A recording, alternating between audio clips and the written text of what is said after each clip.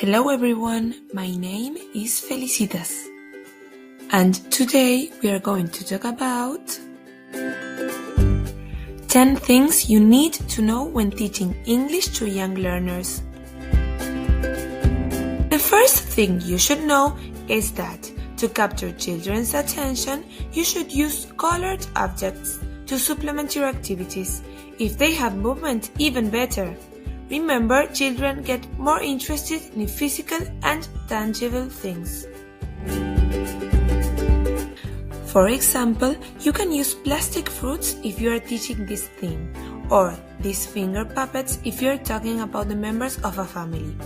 Or if you're reading the book named The Very Hungry Caterpillar by Eric Carle, you could use this teddy caterpillar. The second thing you should do is involve the children in making the visuals. In this way, they will get more engaged and interested in the activity.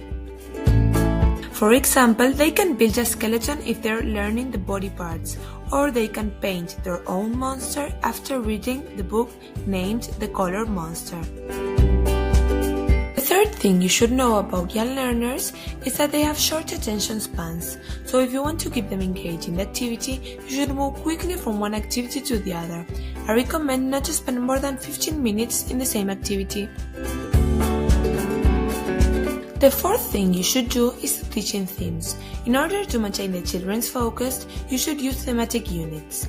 That is to say, to make a series of lessons or activities about the same topic. But remember, the activities should be related to each other. For example, you can use the colors or the family as a theme. The fifth thing you should take into account is that they are learning a new and foreign language, so you can use a context that is familiar to them to make the learning a little bit easier. For example, you can read a book your students know very well, but in English, such as The Three Little Pigs or Little Red Riding Hood. The sixth thing you should do is to use the everyday routines as opportunities to teach English. For example, you could use this hello song in English to start the day.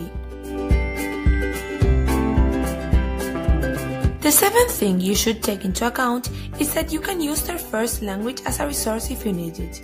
Perhaps when a difficult expression is presented, you can repeat it in Spanish. The eighth thing you should do is to bring volunteers from the community that speak in English. Bringing new people can get children excited. For example, you can bring any member of their family to sing a song, play a game, or to read a book. The ninth thing you should do is to collaborate with other teachers in the school and link your plan with other subjects. In this way, you can make the learning experience even richer for your students. For example, if you're reading The Very Hungry Caterpillar, you can link it with the food unit and make activities together. And last but not least, you should always communicate with other professionals that teach English to young learners so that you keep in touch with the trends in the fields and with the new ideas. Well, that's all. Thank you for listening.